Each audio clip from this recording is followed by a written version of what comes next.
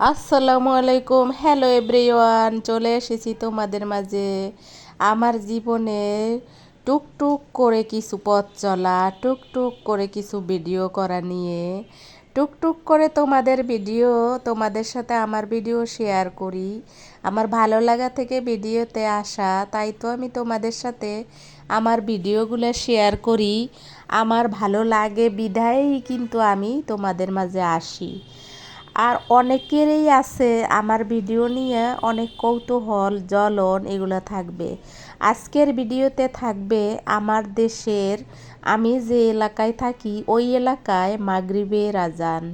মাগরিবের আজান শুনতে কার কার ভালো লাগে অবশ্যই কমেন্টে জানাবা। আর এখানে একটা বেগুন গেছে, আবার একটা বেগুন হয়েছে, যেটা তোমাদেরকে আঙ্গুল দিয়ে দেখাইতেছিলাম। তোমাদের মাঝে আমি যখন ভিডিও আপলোড করি তখন আমি তোমাদের নিয়ে অনেক কিছু ভাবতে থাকি। তোমরাও কি এরকম ভাবতে থাকো? তোমরাও কি মনে মনে ভাবো কোন পরাণের ভাই বোন আমাকে কত সুন্দর করে কমেন্ট করবে? না জানি সে আমাকে কতটাই মনে করে, মিস করে। আমি কিন্তু এরকমভাবে আপনাদেরকে মিস করি। আমার পরাণের ভাই বোন যে যেখান থেকে আমার ভিডিও দেখতেছেন সবাইকে বর্ষাকালের ভালোবাসা ও শুভেচ্ছা। বর্ষাকালেও কিন্তু কিছু ভালো লাগা আছে, কিছু ভালো না লাগা আছে। যেমন বর্ষাকালে বর্ষার পানি গায়ে লাগলে অনেকটাই কিন্তু খারাপ লাগে। তারপরে যখন বর্ষা কমে যায় তখন কিন্তু খিচুড়ি খাইতে, গরুর মাংস খাইতে, বেগুন ভাজা খাইতে খুব ভালো লাগে। আজকের আজানটা আপনারা শুনতে থাকেন। শুনতে থাকলে বুঝতে পারবেন যে আমি আজানটা কত সুন্দরভাবে উপভোগ করি। আমার কিন্তু খুব ভাল লাগে মাগরিবের আজান। আমার আজকের ভিডিওতে মাগরিবের আজান থাকবে, যে আজানটা আমার আসলে শুনতে ভালো লাগে। আর আমি যে এরিয়াতে থাকি এই এরিয়াতে অনেকগুলা মসজিদ একসাথে আজান দেয়।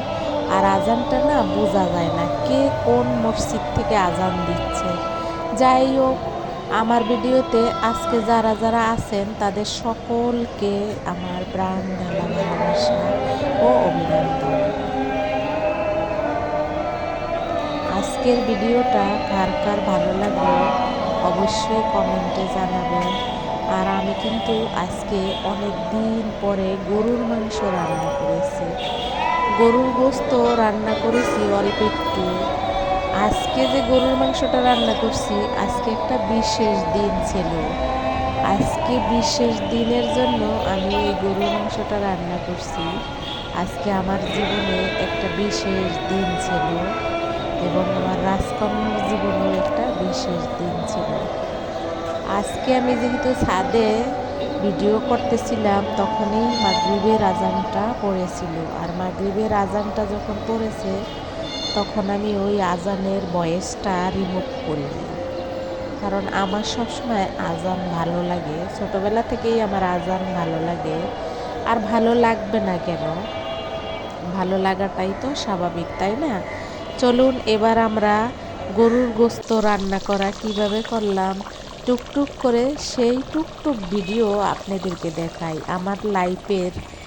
আমার আজকের লাইফে গরুর গোস্ত রান্না করেছি খুঁটিনাটিভাবে, টুকটুক করে আপনাদের সাথে এত দূর এগিয়ে এসেছি। আপনাদের মাঝে আমি আমার আজকে গরুর মাংসটা দেখাচ্ছি, ফাইনাল লুক দিয়ে শুরু করেছি। তারপর থাকবে, আপনারা তো জানেন যে আমি অত গুছিয়ে ভিডিও করি না, আমি যেমন ঠিক তেমনভাবে ভিডিও করে আপনাদের মাঝে ছেড়ে দিই। আমি জানি দুনিয়াতে অনেক পরাণের ভাই বোন আছে যারা খুবই স্মার্ট, খুব সুন্দর করে ভিডিও করে, খুব সুন্দর করে প্রেজেন্টেশন করে ভিডিও, তারপরে আপলোড করে। আসলে সবাই সবার মতন করে চলে। যে যেখান থেকে ভিডিও দেখে, ভিডিও করে, যে যেখান থেকে ভিডিও চেষ্টা করে ছাড়ার, সে সেখান থেকে তার মতন করে স্মার্ট, সে তার মতন করে গুণবতী। যেমন রান্না বাড়া বাংলাদেশে সকলেই পারে, যার যার জায়গা থেকে সে সে গুণবতী। এটাই তো স্বাভাবিক, তাই না?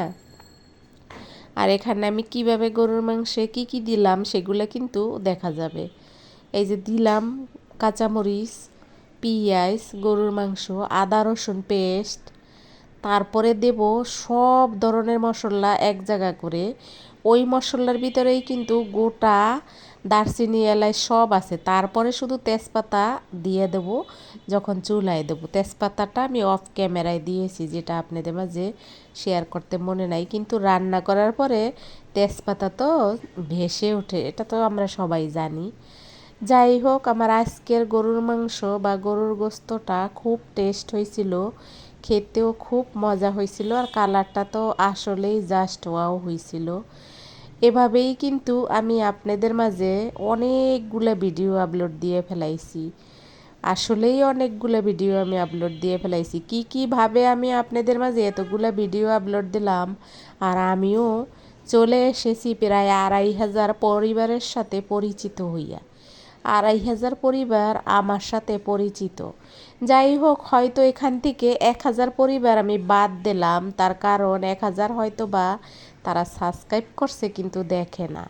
কিন্তু আমার না সত্যি লাইকটা একটু কম আসে, আমার অনেকটা মন খারাপ থাকে। আমি অভিযোগ করছি না পরাণের ভাই বোন, শুধু এটা বলতেছি যে আমার লাইকটা অনেক কম আসে। কমেন্ট যথেষ্ট যাই আসে, কিন্তু লাইকের পরিমাণটা অনেক কম আসে। আমি যখন ভিডিওতে ভয়েস দেই, আমার ভিডিওতে ভয়েস দেওয়ার সময় অনেকটাই কিন্তু আমার হাজব্যান্ড ডিস্টার্ব করতে থাকে। আপনাদের হাজব্যান্ডরা এরকম করে কিনা আমি জানি না, কিন্তু তিনি অনেক ডিস্টার্ব করতে থাকে, অনেক কিছু শব্দ করতে থাকে, এই ধরনের করতে থাকে। তারপরে দেখেন মাংসটা যখন চুলায় দিলাম তখনই হঠাৎ করে গ্যাসটা কমে গেল। কি করার পরে চুলাটা চেঞ্জ করে আবার আমি গ্যাসে দিয়ে দিলাম, যেটা বলা হয় কি গ্যাস, এটাকে সিলিন্ডার গ্যাসে দিয়ে দিলাম। পরে গোশটা রান্না করে নামাইয়া পরে আমরা অফ ক্যামেরায় খেয়েছি। একটু দেরি হয়ে গেছিলো খেতে। যাই হোক, তাও তো একটা গ্যাস সিলিন্ডার ছিল, তাই তাড়াতাড়ি রান্না করতে পেরেছি, না হইলে তো অনেকটাই সময় লেগে যাইতো। বুঝলাম না হঠাৎ করে কেন গ্যাস ছিল না। এই তো এভাবেই আমি আপনাদের মাঝে কোনো না কোনো ভিডিও নিয়ে এসে হাজির হই, আর আপনাদের ভালোবাসা নেওয়ার চেষ্টা করি। আপনারা যে যেখান থেকে আমার ভিডিও দেখতেছেন সবাই ভালো থাকবেন, নিজের খেয়াল রাখবেন, নিজের পরিবারের যত্ন নেবেন।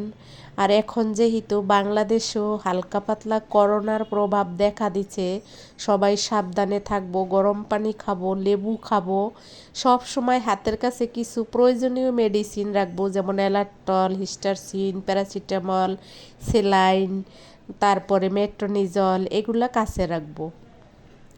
সবাই এগুলাকে স্মরণ করব যে হাতের কাছে যাতে পাওয়া যায়, এবং সিবিটও কাছে রাখবো। এরপরে কিন্তু আমার গরুর মাংস আমি লাল লাল করে ঝোল ঝোল পাকিয়েছিলাম, সেটা আপনাদের মাঝে একটু একটু করে সব শেয়ার করে দিলাম। কিভাবে যেন কথা বলতে বলতে ভিডিওটা একদম শেষের দিকে চলে আসে, সব কথা বলা শেষ হয় না। কত কথা বলতে চাই কিন্তু বলাই যেন হয় না।